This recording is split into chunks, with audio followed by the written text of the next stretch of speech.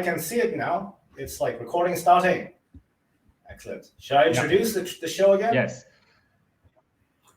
Yes, Welcome please. To Go ahead, JJ. Episode. Welcome to the next episode, or current episode now, of the Silk and Steel series on Chinese history from farthest antiquity to eventually the current day with Carl Zha. And I'm his guest, perpetual guest, JJ. Once again, we are rebooting this episode after technical difficulties inhibited the attempt at doing it by live stream earlier. But you will all see this once it's uploaded.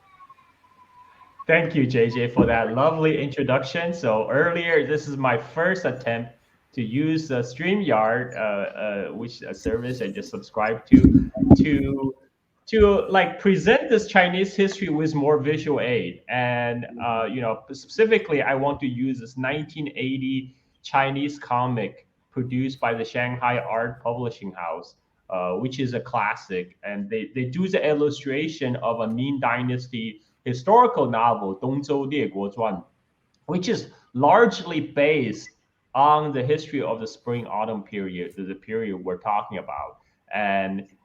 But it adds with some artistic license, just like Romance of Three Kingdoms, which is more well known. It's a historical novel also written in Ming Dynasty about the Three Kingdoms period, but the romance of Three Kingdoms is about 70% history, 30% fiction. So 东周列国传, or the, how do you translate that into English? The story. Eastern Zhou, something. How translate? Many states. The legend or the record of many states of the Eastern Zhou dynasty. Yes. Chronicles. It's like the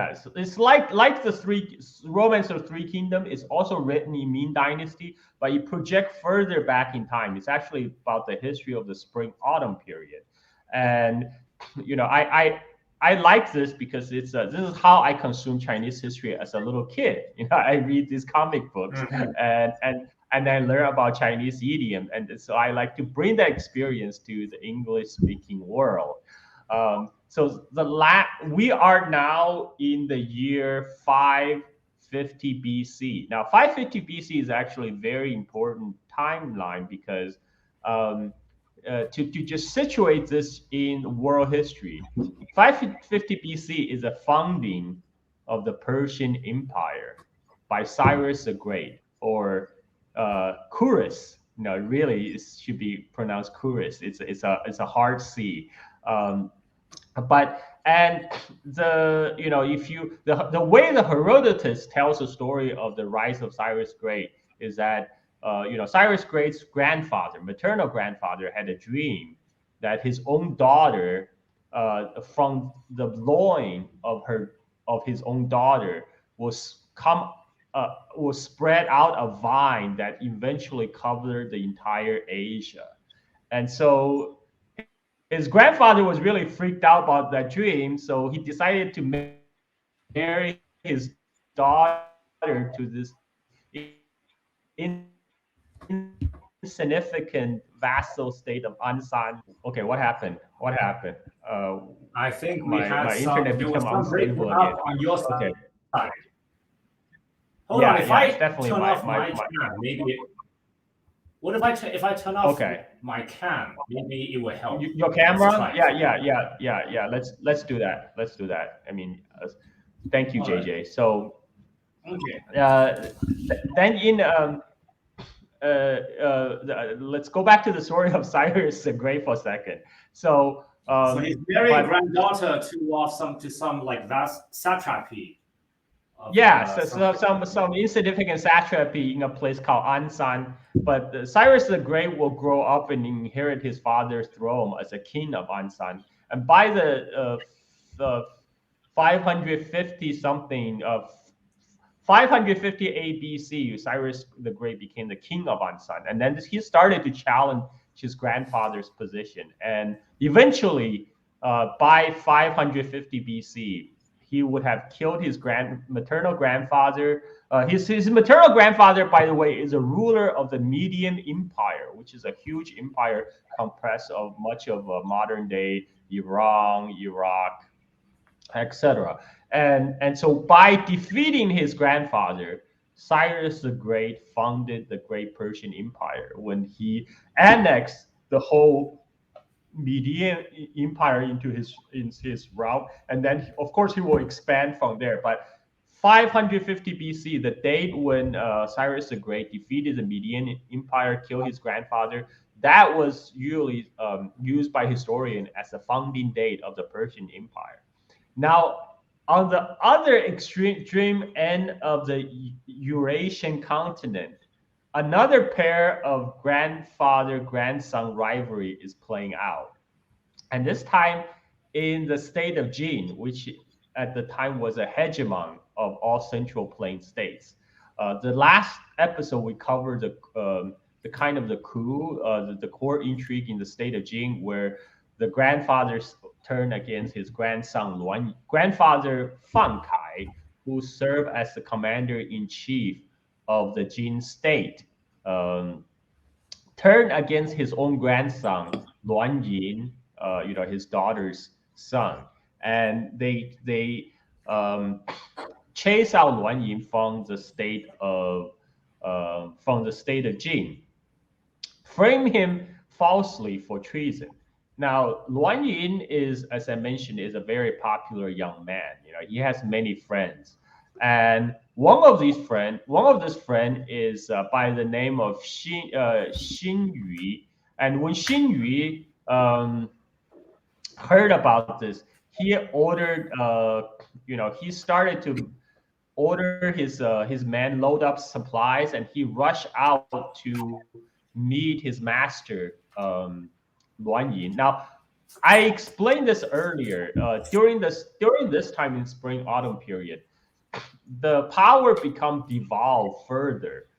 First from the Zhou royal court to the many states and their rulers, but eventually the inside these different states, the power devolved from the ruler to the different nobles. But these nobles, they got so powerful, they hold vast holdings themselves. They start to build a separate bureaucracy on their holding to handle their fief. And so Luan Yin came from the very illustrious, powerful Luan family, and they have a lot of holdings. And the Luan family has its own bureaucracy to handle the Luan feudal fiefdom. And in fact, it was because the chief minister of the Luan estate, Zhou Bin, that had a love affair with Luan Yin's mom, that triggered the whole court intrigue that we covered in the last episode. But Xin Yu is another of this kind of civilian official that's working for the Luan family estate. When he heard what happened to his master Luan Yin, he decided to gather up supplies and join him. But of course, he was stopped at the city gate because at this time, the edict has been issued from the capital. They're arresting all the Luan Yin's followers, putting them in jail, and stopping them from leaving. So when Xin Yu tried to leave, he got arrested. And then he was brought in front of the ruler of the Jin, Duke Ping of Jin. And now Duke Ping of Jin is very, very angry. It's like, how dare you? You are still a subject of the Jin state. How dare you betray me and try to join your master? Now, to this, Xin Yu replied, he said, look, the ancient books teaches us if one is to serve his master for 3 generations, then you must serve your master as if you would serving your ruler, right? My family has been serving the Luan family for over 3 generations. This is why Luan Yin is like a ruler for me. I must that's why I must pledge my loyalty to Luan Yin. Now, the Duke of Jin is actually quite impressed by this demonstration of loyalty. So he decided to bribe him. He said, look, okay, how about, I will appoint you important positions. I will give you a lot of gift and land. How about you serve me instead? Because obviously you are a very loyal man. And to this, Xin Yu replied, look, loyalty is not to be bought. If you bribe me, then where is my loyalty? You value me because of my loyalty, but if I agree to your bribe, that means there's actually a price on loyalty. So he refused, and the Duke was impressed so much that he decided to let Xin Yu go to join Luan Yin in exile.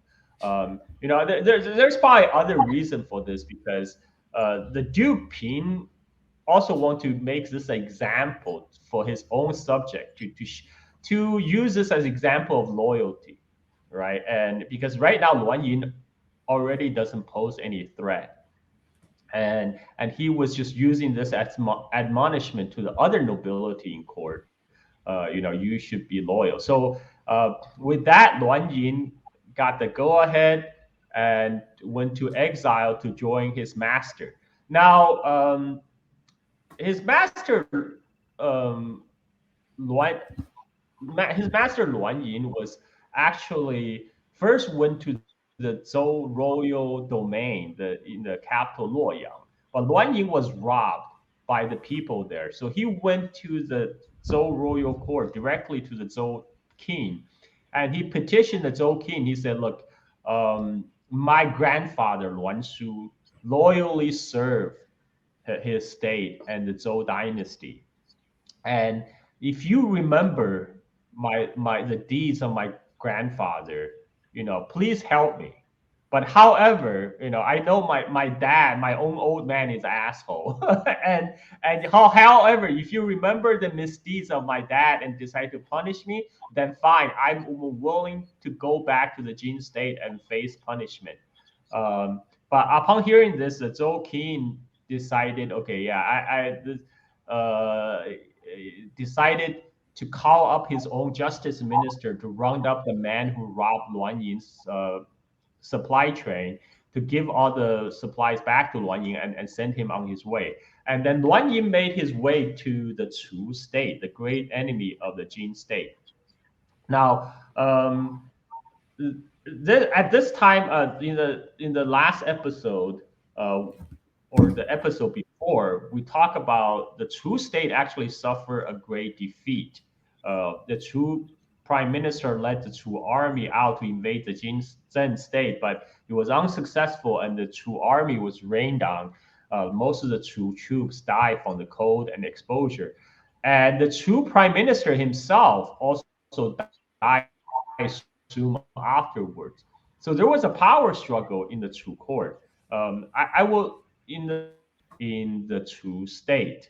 Because you are having the breakup right now. I'm only talking about Chu state kind of in passing. I think. Yeah, I saw that. It's the internet. It's a signal issue, and so Luan Yin had to again escape from the Chu state because there's another coup boiling in the Chu state, and he went to the state of Qi. And as we mentioned, in the state of Qi, they were, state of Qi just had a fight with the state of Jin, and their capital was besieged. Many of their cities were attacked. So the new ruler of Qi, the Duke Zhuang of Qi, wanted revenge. So he saw this as a perfect opportunity. But his minister, Yuan Yin, advised him against that. He said, look, right now the Jin state have issued warrant to all the Central Plain states to tell them to arrest Luan Yin, yet you decide to harbor him. We just submitted to the Jin state like last year. By harboring Luan Yin, you're gonna give the Jin state a cause for to begin the hostility. But the Duke of Qi overruled him because Duke of Qi wanted to use Luan Yin as a proxy to get back at the Jin state. In the meantime, the Duke of Qi also took in some of these brave warriors who from the private army of the Luan family, and one of these is the man Zhou Jue, Zhou Zuo. And if people remember from a couple episodes ago, from the war between the Jin and Qi state, Zhou Zuo, while serving in the private army of the Luan family, he participated in the battle, and he captured two brave warriors of Qi. Especially when the Qi eunuch Shuo Sa Wei blocks the escape passage in the mountain pass with dead horses and chariot. So those Qi warriors, because they insulted the eunuch beforehand, couldn't escape, and then they were arrested they were captured by Zhou Zuo, and Zhou Zuo would go on to participate in the siege of the Qi capital. And in one of the city gate that he attacked, when he went in, but the street was too narrow, he couldn't get through, so he went back outside and started passing time by counting on nails on the city gate. So the Duke of Qi, he at this time, to encourage his brave warrior, he decided to create a new title called the Lord of Bravery, Yong Jue, right? So all his warriors wanted this title, this honorary title, and particularly the two warriors that were previously captured by Zhou Shuo. This is and so to this, Zhou Shuo said, and so Duke of Qi is actually very proud of his warrior. He will compare them as his fighting roosters. And so Zhou Shuo, who just recently defected to the state of Qi, now he says, okay, if those are your rooster, if these two guys were your rooster, I'm not that talented, but I crow earlier than they. I had captured them in battle, and if you're gonna use and he said, like, what deeds do they have that can compare to mine?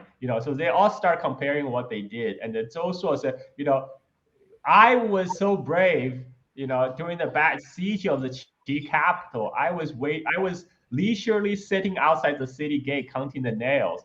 But the Duke of Qi is like, wait, you were fighting for the other side at that time. But Zhou Shuo said, like, look, if we're gonna use animals as metaphors, if those two are your, brave brave animals, by now I have already eaten their meat and sleeping on their hide. So Zhou Shuo is not basically saying, I didn't come here to make friends. And this would later have a repercussion on Duke of Qi's plan using Luan Yin because the grudge between Zhou Shuo and the warriors of Qi. So the in the year followed, the Jin, the state of Jin and state of Wu in the southeast, based in present-day Shanghai, Suzhou area, are becoming more and more. Their ties become more and more stronger. The alliance become more and more stronger. So the Duke of Jin decided he's gonna marry his daughter to the king of Wu, right? And okay, so this is a comic version where the Duke Zhuang of Qi have accepted Luan Yin and offer him refuge in the state of Qi. And Luan Yin was very thankful. In the year 550, the same year that Cyrus the Great founded the Persian Empire by killing his own grandfather and annexing the Median Empire, opportunity rose up for Luan Yin and Duke of Qi. In this year, the state of Jin want to marry a princess to the state of Wu. Now, the Duke Zhuang of Qi decided to use this opportunity to send an envoy to the state of Jin to send a woman from his own, from the house of Qi. In the old times, it's customary when a noble or a king or ruler marry, he's not just marrying one wife. He's marrying the wife and all the women that came with his main wife. And the women that his main wife will usually bring with her either her own sisters or cousins, people from her own household.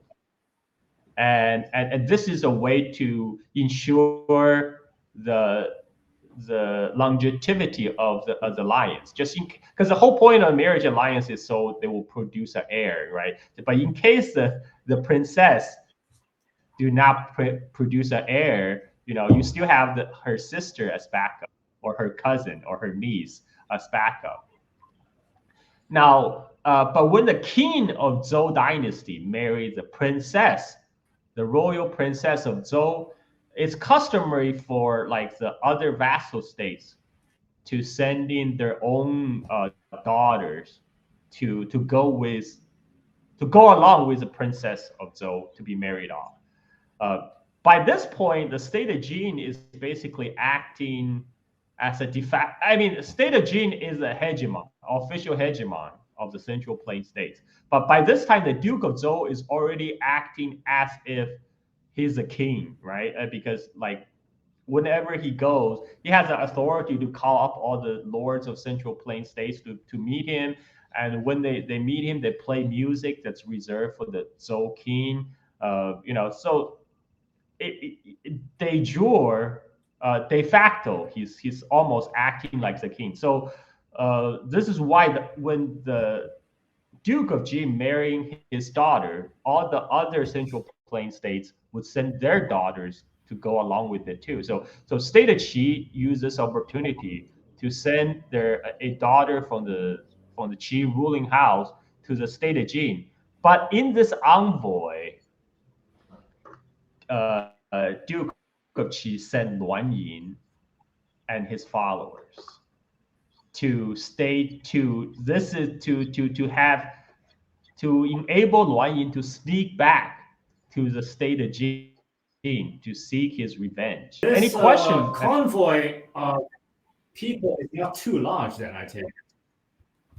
Yeah, like so. This convoy of men that Luan Yin has is. Yeah. It's more like Trojan I imagine it's not too large. Sneaking back.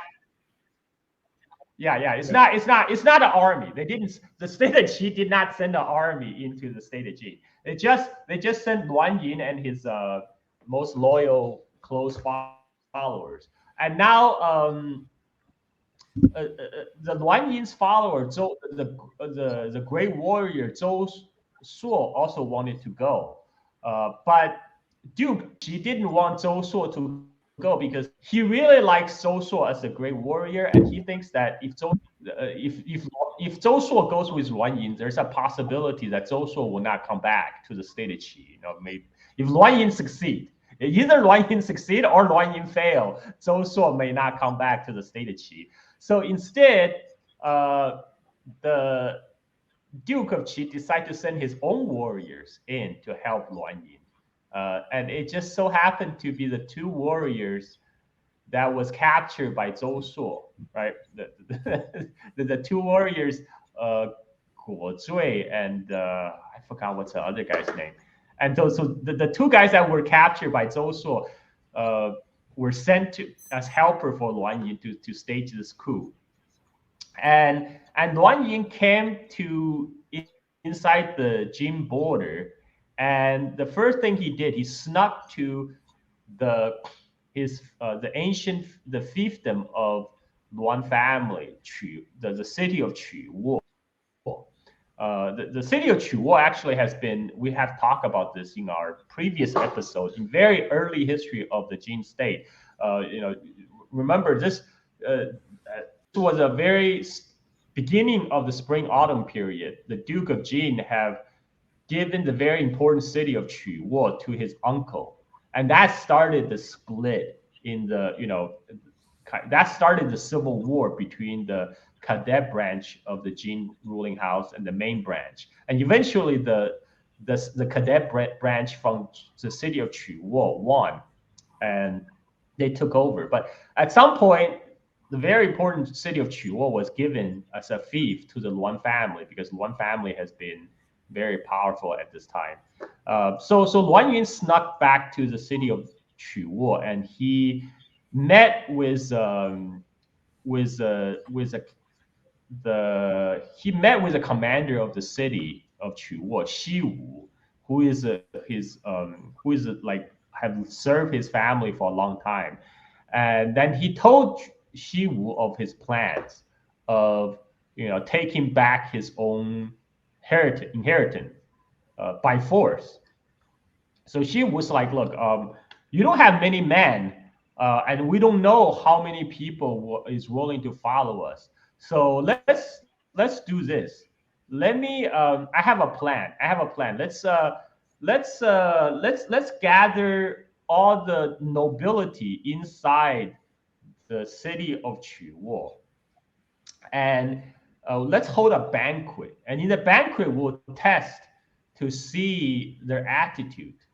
So the commander Shiwu then call up a banquet. The commander Shiwu hosted a banquet the next day. He called up all the important notable in the city. And during the banquet, he said he had a dream last night of the Jin former crown prince Shenzhen. And if people recall from our our episode, I think from the episode about the rise of the Jin state, the former crown prince Shenzhen was the original designated heir, and he's the older brother of Prince Chong'er. Prince Chong'er would later come back from exile to become Duke Wen of Jin, the first hegemon. He from the state of Jin. It's Prince Chong'er, aka Duke Wen of Jin, that made the state of Jin the official hegemon of the Central Plain states. But Prince Chong'er himself was originally not lined up to succeed the throne. It was his older brother Shenzhen, and his older brother Shenzhen was framed by their beautiful stepmother, and so for treason, because the stepmother had Shenzhen to the stepmother told Shenzhen that she had a dream that he told Shenzhen that Shenzhen's father had a dream about his biological mother. So she told Shenzhen to go make sacrifice at his mother's tomb.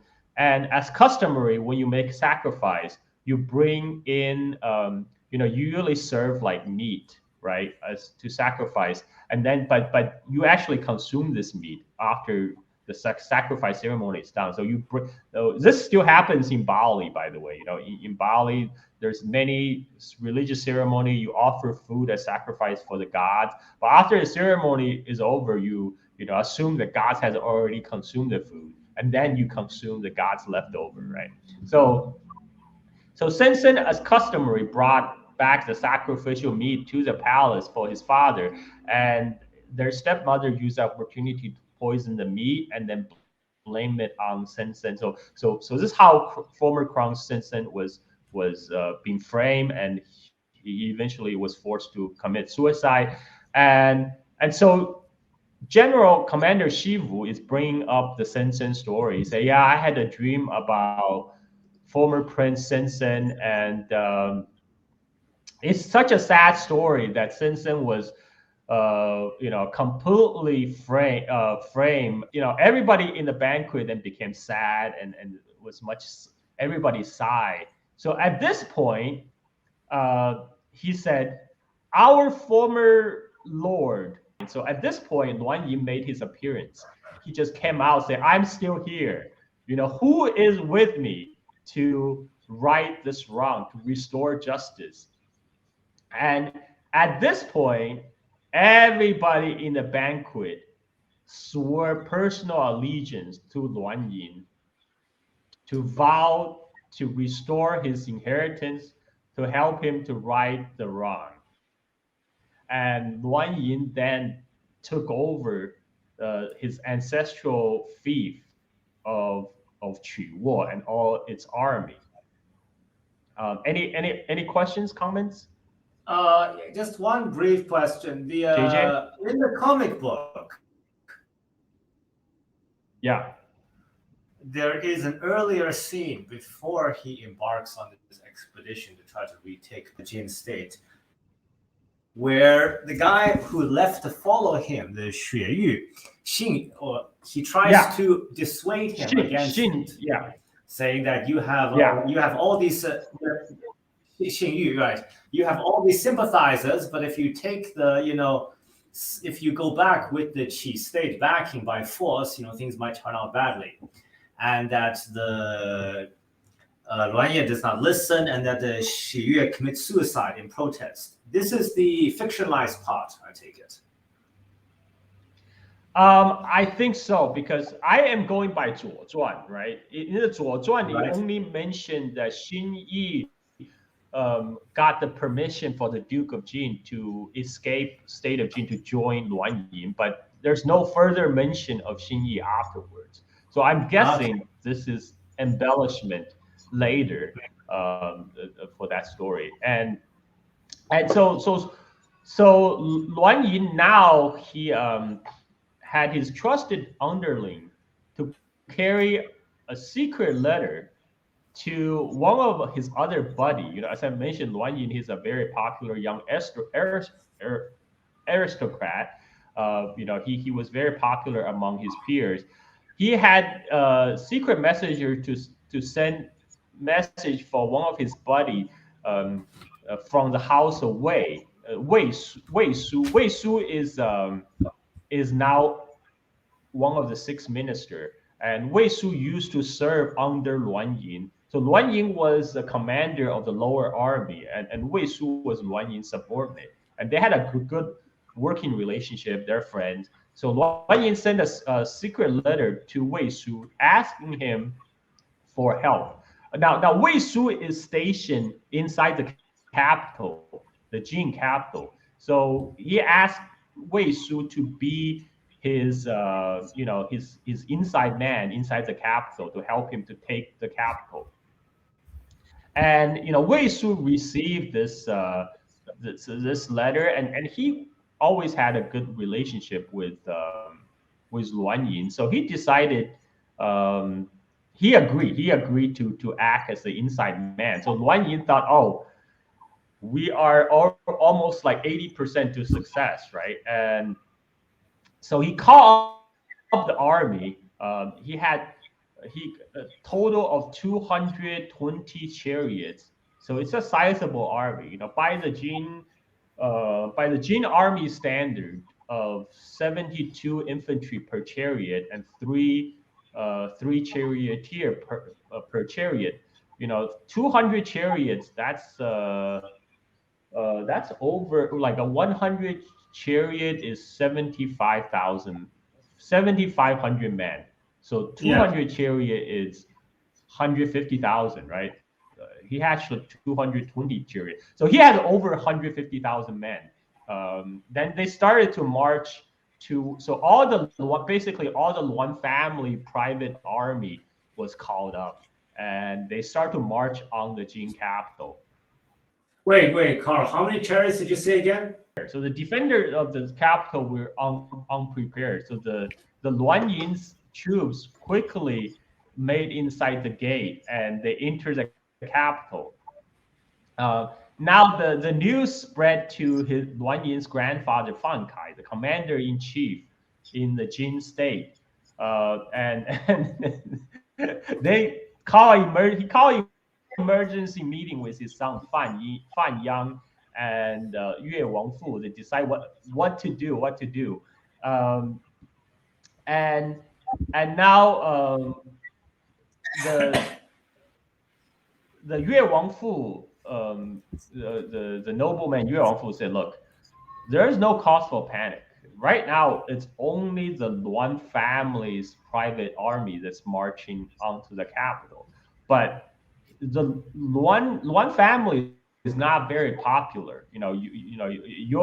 You obviously your Fan family is against them, but also the Zhao family don't like the Luan family either, because that's we right now the head of Zhao family is the orphan of Zhao, and as we recall, the orphan of Zhao became the orphan of Zhao because Luan Yin's grandfather Luan Shu almost wiped out the entire Zhao family, leaving the orphan of Zhao. So the Zhao family is not going to help the Luan family, and so the only and the Zhonghang family is also have a grudge with the Luan family because Luan Yin's father, direct directly disobeyed a command from then Commander-in-Chief Zhong Hangyan that caused the failure of the expedition against the Qin state.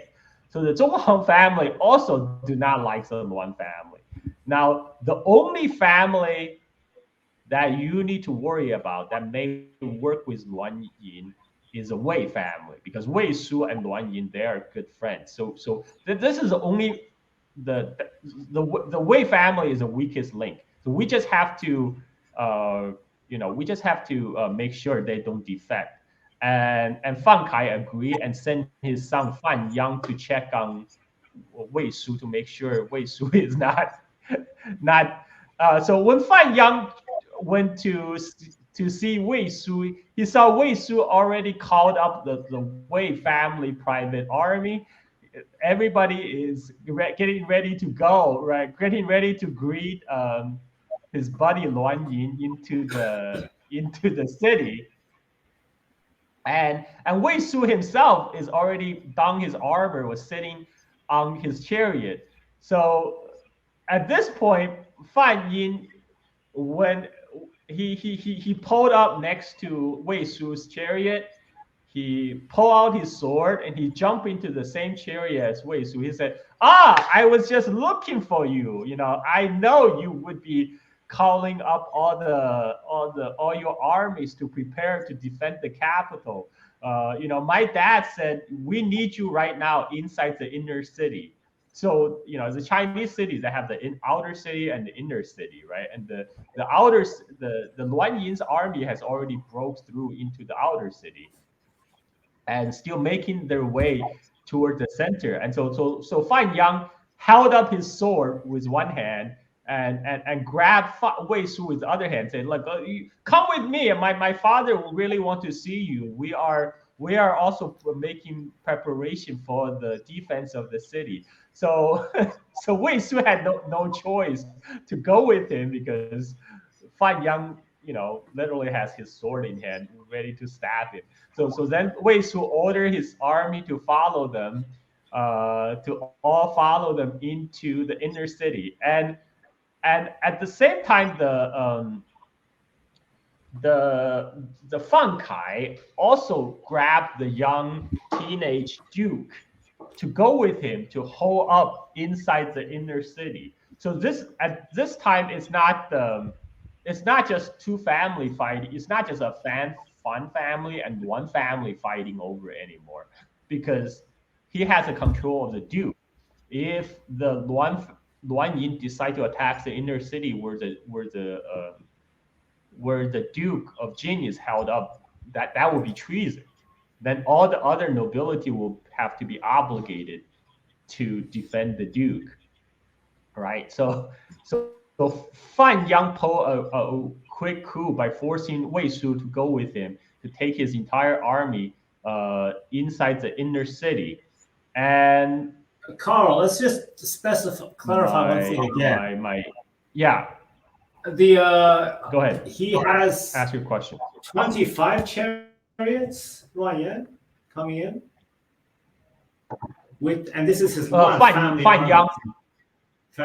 No. Wait. So the attacking army. Wei Su. Okay, the attacking army is from Luan Yin's Luan family private army. Yeah, from the city of Quwo. Yes, because that was the old fief the Luan family. I just want to confirm the Okay. size of his attacking army, because how many chariots was the attacking army? It's 75 men roughly per chariot. 220, yeah. So 75 men per chariot, right? So because it's 72 infantry to support the chariot and 3 charioteers on top of the chariot. So total 75 men. There are 200 chariots. So no, there are 220 chariots. 220 chariots. All right. So you can do your So it's about calculations. 20,000. So that's about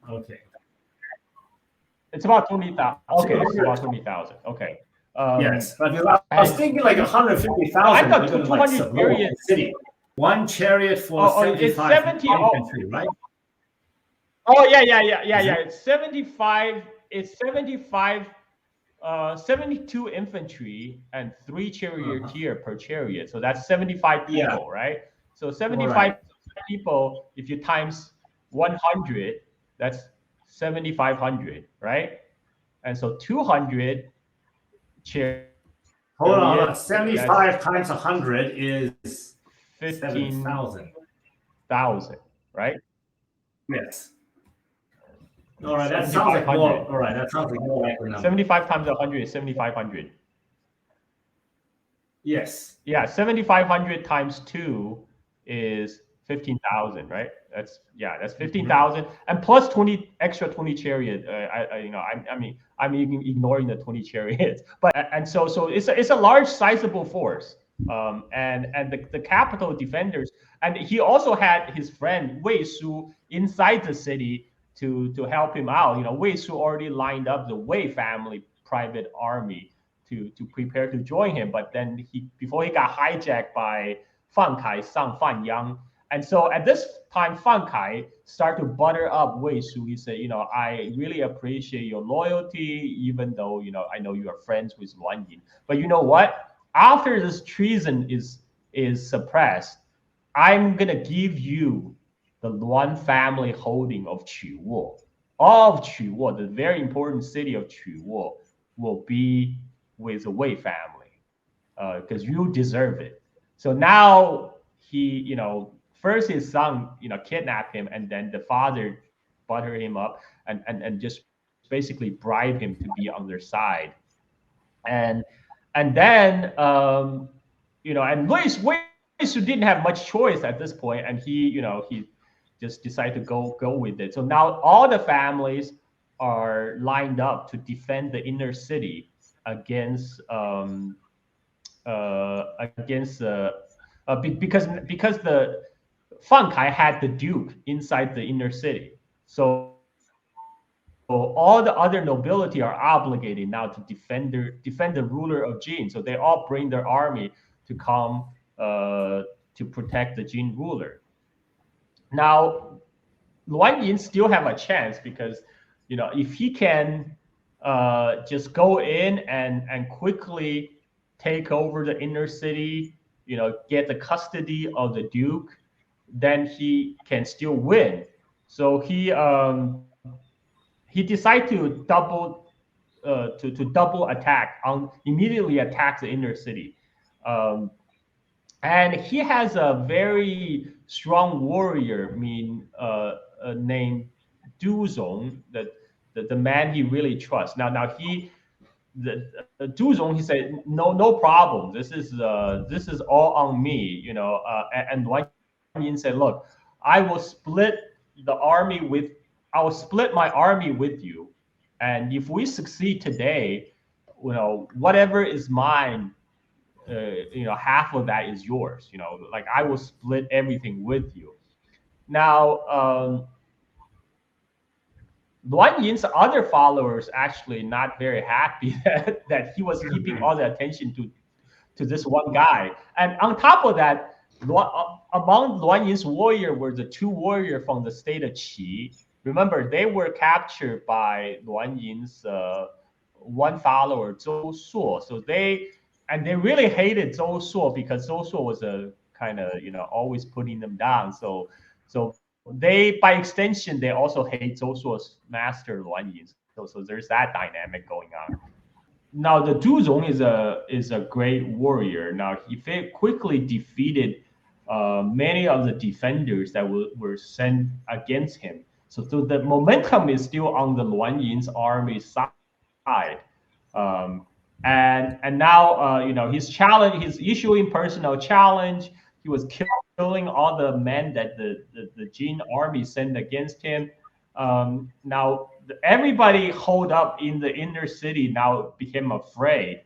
Um, at this point, Fan Kai has a slave by the name of Fei Bao.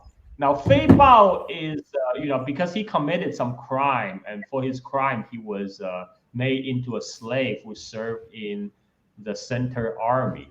Now, the Fei Bao came in and he said, "Look, he said, Master Fan Kai, uh, if you're worried about this one warrior of Luan Yin Duzong, you don't need to worry about it.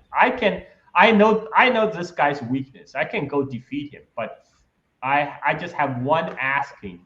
If you give me my freedom, I will go defeat this Luan Yin's warrior for you."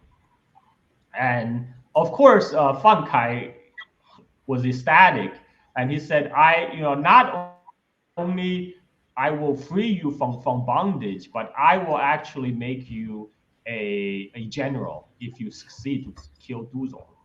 And Fei Bao, thanked his master. Then he donned the armor and then marched out to meet.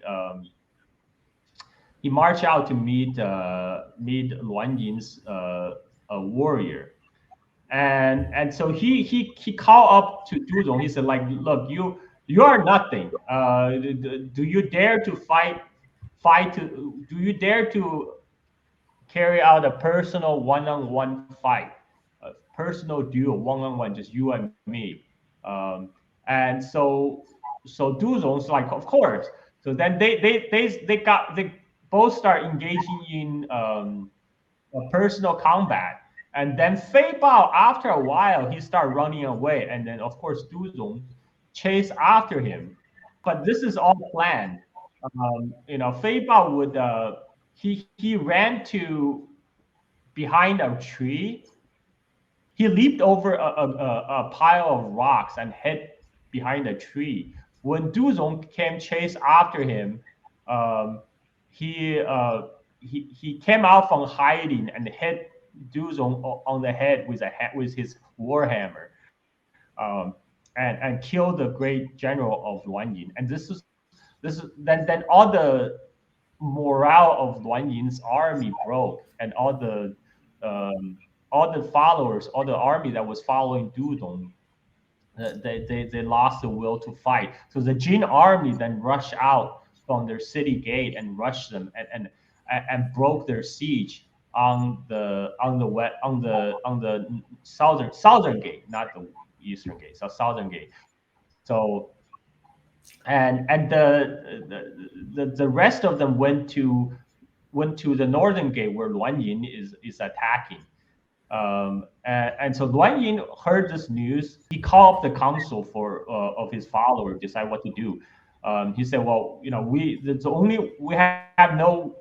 there's no way of retreat for us now. This is their do or die." So they decide to double on their attack. They decide to burn down the gate and use the opportunity to get in. And so the situation became pretty dire for the defender of that side of the city, because Luan Yin, they use fire arrows to burn down the gate, and they start to quickly was about to overcome the gate. Now the Jin army from the southern gate quickly rushed over to reinforce this side, and they put out the fire, and then and not only they put out the fire, and then they rush out to attack the Luan Yin's camp. So Luan Yin and his army has their back against the wall, so to speak. It's do or die time, and they doubled their effort to attack the inner city. And they actually made progress. They took one of the city gate And at one point, they were closing in in their palace where the Duke and Fan Kai were hiding. So Fan Kai told his son Fan Yang, he said, "Go out and stop them. If any arrows land on our ruler's house, meaning the palace, then you will die." So Fan Yang waved his sword and led the Fan private army to meet the Luan army's attack just outside the palace. Now, the Luan army is led by Luan Yin's younger brother, Luan Le. Now, Luan Le is a famous archer. He was shooting down people left and right. And Fan Yang came to meet him, and he said, "Le, stop resisting. If you continue this, even after you die, I will go up to the heaven to accuse you." So Luan Le answered him by pulling an arrow on him, but Luan Le missed. So then Luan Le planned to he ordered his charioteer to turn around, and he planned to lure Fan Yang closer and then shoot him again. But at this juncture, the two Qi warriors, the two warriors from the Qi state, Zizhuo and Guo Zui. Now, remember, Zizhuo and Guo Zui were captured previously in the war between the Qi state and Jin state by none other than the Luan private army general Zhou Suo. And even after Zhou Suo has defected to the state of Qi, Zhou Suo was he was always reminding these two, Zizhuo and Ge Zui, that it was him who captured both of them. So Zizhuo and Ge Zui really hate Zhou Zuo, and by extension, they hated Zhou Zuo's master, Luan Yin. So they don't want Luan Yin to win, and they also don't want to die with the Luan army. So at this very important juncture, Zizhuo and Guo Zui start yelling, the Luan family has been defeated. The Luan army has been defeated. So Luan Le's charioteer, who had just been ordered by Luan Le to turn around the chariot, he thought that was a real command to flee. He misinterpreted Luan Le's intention. Luan Le's intention originally, he wanted to lure Fan Yang closer so he can shoot Fan Yang with his bow. But the charioteer at this time, he panicked, and during the panic he temporarily was lost control, and the chariot went over a tree root, and then it tipped over, and Luan Le fell over, and then Fei Bao, the former slave, he plunged his dagger axe inside Luan Le's shoulder, and when the chariot and with the chariot still moving, start dragging Luan Le's body behind, and then Luan Le got dismembered and died. And then when Luan Yin heard that his younger brother died, one of his other best general, he has lost his will to fight, and he ordered the general retreat back to his fief Qu Wo to continue fighting over there. Any other questions at this point? So it seems like, just one comment first. It seems that in the comic, it was the inner city was prevented from catching fire through the use of leather tent covers, because leather does not burn so quickly. So I guess they used that to douse fires. But also, I wondered, like, there is this. It's one big noble family's army besieging the inner city with all of the others against them. Now, most of these other noble armies are still out there in their own estates. Yes, they haven't come yet. Yes, but it seemed odd to me that that they would kind of that Du Rong would waste time issuing personal challenges to this cooped up garrison in the city, rather than trying to like set the place on fire or storming it or trying to mine the walls earlier, because they are running against the clock in a way. Because if the analysis of Fan Kuai and these guys is correct, all of these other big noble families are against this coup. And so the more time passes, the more time there is for those armies to arrive at the scene. I think Du Zong is a great warrior, but not a great general, not a great strategic thinker. That's all I can think of. That's why he got suckered into a personal combat. It's like, what's the point of personal combat? You already have them cooped up in the city. Just double up. He had won a series of like personal combats before, right? So he had been like doing personal combat in front of the South Gate, it seems, for a while. Yeah, like that part was added by the comic. The series of personal combat. Like in the Zuo Zhuan, you were just saying he was a great, he was leading the attack, and it was a very fierce attack. That's when Fei Bao, the slave, volunteered to take him down. And then Fan Kai agreed to free Fei Bao from slavery and promote him to a general. So Fei Bao then went out and said, "Look, man, I issue you to one-on-one personal challenge." Yeah. And then Du Zong was stupid enough to take the personal challenge and get killed. And that broke the morale of Luan Yin's army.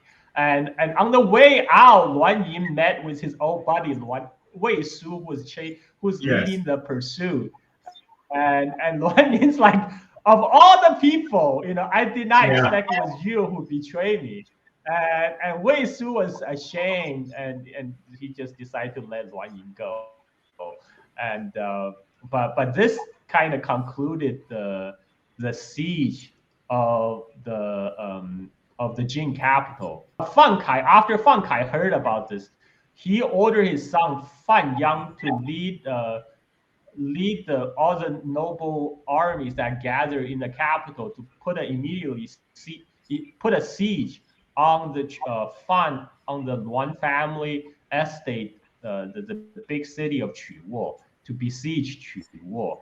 And now it's become Luan Yin been besieged. So Luan Yin was been besieged in the city for an entire month. After 1 month of holding out, the city, the Quwo fell. Luan Yin was captured, and Luan Yin,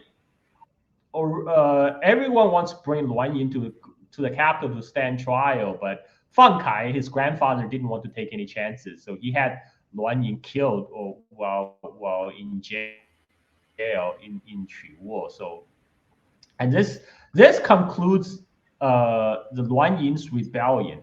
But while Luan Yin was being besieged in the city of Quwo by the rest of the Jin army, the state of Qi made their move.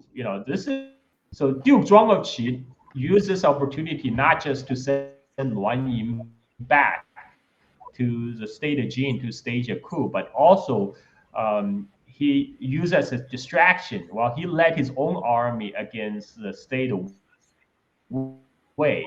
And after he defeated the state of Wei, he wanted to continue on to attack the state of Jin while the Jin army was besieging Luan Yin in Quwo. Now his follower, his minister Yuan Yin said, "No, let's not go crazy. You're attacking state of Wei, a smaller state. We still have room to negotiate for peace with the state of Jin. And for after this is all over. But now, if you lead a direct attack on state of Jin will not forgive us. Like, this is going to lead to a larger scale war."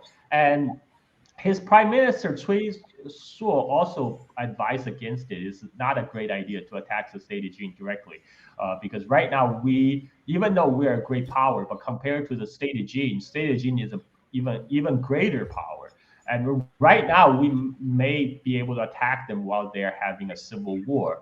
But once they put their house in order, they will definitely hit us back for this. But Duke Qi did not listen. Duke Zhuang of Qi did not listen. He decided to lead the Qi army to attack the state of Jin. And I guess I'll save that for the next episode. You know, but in the meantime, you know, like the state of Jin is just, they're just too, it's a typical problem what Peter Turchin calls the elite overproduction problem. There are just too many nobilities with too much power, too many private armies, and eventually it blew up. And this was one of, you know, every time the Jin has a coup, it gets more and more serious each time.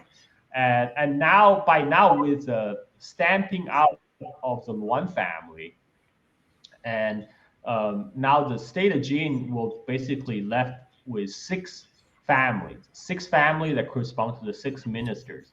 So this is a Fan family. Fan Kai is still the commander-in-chief. Zhao family, headed by the orphan of Zhao, and the Zhonghang family, Zhonghang Yan's family, and the Zhi family. Zhi family is you know, Zhonghang Yan's uncle's side of the family, because the Xun family split into two branches, into Zhonghang family and the Zhi family. So now we have the Zhi family, Zhonghang family, Zhao family, Fan family, and the Wei family. I'm missing one. There's also a Han family. We'll talk about that later. So these six families now they became the permanent six ministers. You know, no more different permutation. The six minister correspond to the six minister position of the state of Jin. But the trouble in the state of Jin among these great families is by no means over. And we'll see how it plays out in the future. In the meanwhile, Luan Yin's younger brother escaped to the state of Chu, you know, where him and his family continue to be nobility. So in the 20th century, in the southern China, they have unearthed a bronze ritual bronze vessel. It's from the Lu noble family of Luan, and they recorded the deeds of their ancestor Luan Shu when he was commander-in-chief of Jin. You know, it basically confirms a lot of what we have been talking about from the story of Zha. It's been confirmed archaeologically, right, by bronze artifact of the Luan family history that was unearthed in the 20th century. But the Luan family will no longer come back to the state of Jin. You know, the rest of the Luan family all went to the state of Chu and live out their days as the nobles in the Chu state. Any comments, family? Any comments, questions? No, I think that's about it. Okay, great. And let's see how this video, I'll end recording, and let's see how this recording turns out. And thank you everyone for watching. Until next week. Bye-bye.